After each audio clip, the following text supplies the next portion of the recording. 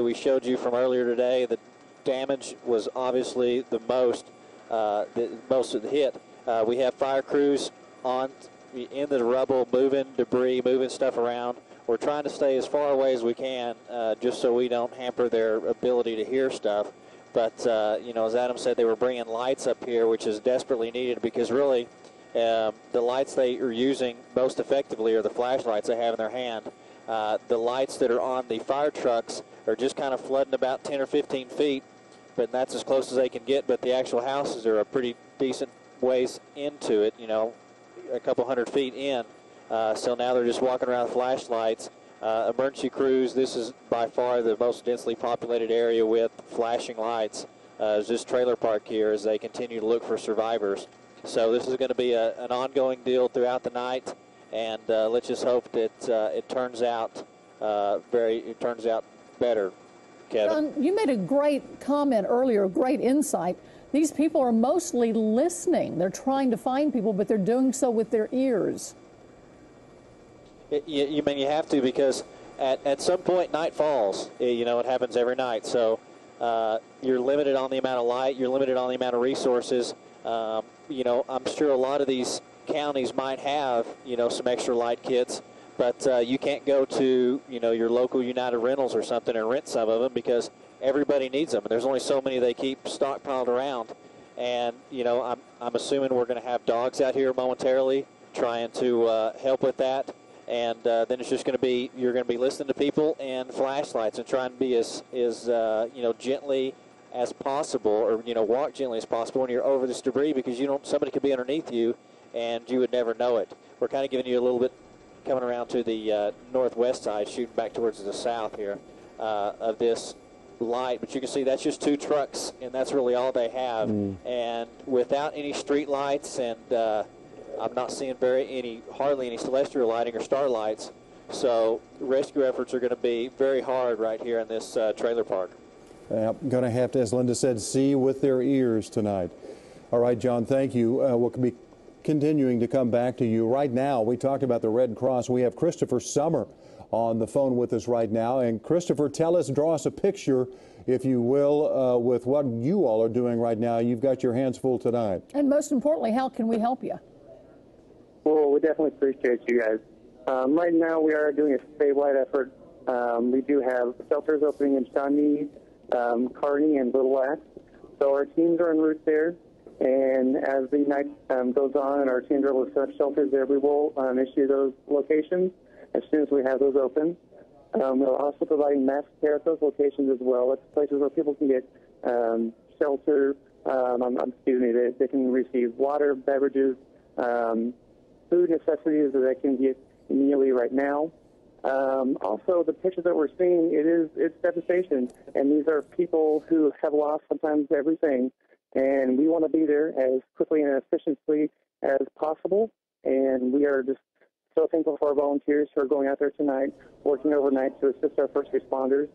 And right now, the best thing that we're recommending people can do is to stay where they are and stay safe. Let responders do their job. And people can always go to redcross.org to donate, or they can even text Red Cross to 90999. And right now, we are just, our hearts go out to those who have been affected by these storms. What do your mass care teams do, Christopher? What is their role? Well, essentially what we will do is send out a large vehicle with bulk items that they can distribute to folks, and these are our emergency response vehicles. They're going to be white with our Red Cross logo on them. And they'll have food, water, immediate supplies that they can pass out, care packages as we call them. And, you know, we're trying to get through the debris and everything right now, so we want people to be safe first and foremost, and but we want people to know that we are there and we are ready to assist them. And Christopher, you know that Oklahomans respond to these kind of things so well. If somebody wants to bring you supplies, what would you need and where would you need it? Well, we are so grateful for the outpouring of support and for people wanting to donate.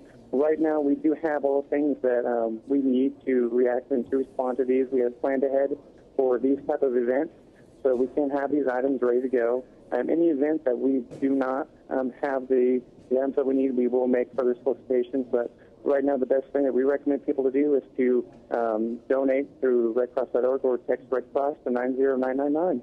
Christopher Summer, thank you very much.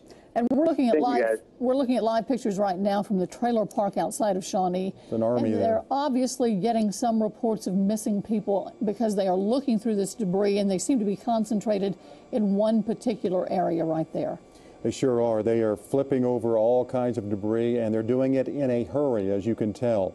So either they've heard something or they know somebody who's missing may be in that area. And you can see they have whatever light supply they have on that area right now, and many flashlights playing out over the ground, too, as they continue to look. And you just feel for all the family members who have missing people at this time. Is there anything worse than not knowing? Not knowing, the uncertainty. John, this you were talking about the source of light. It looks like they do have some, I mean, besides the handheld flashlights. Something, well, they've got truck lights is what it looks like now, John. They've got something, looks like a portable light up on one truck, and they're using the headlights of others.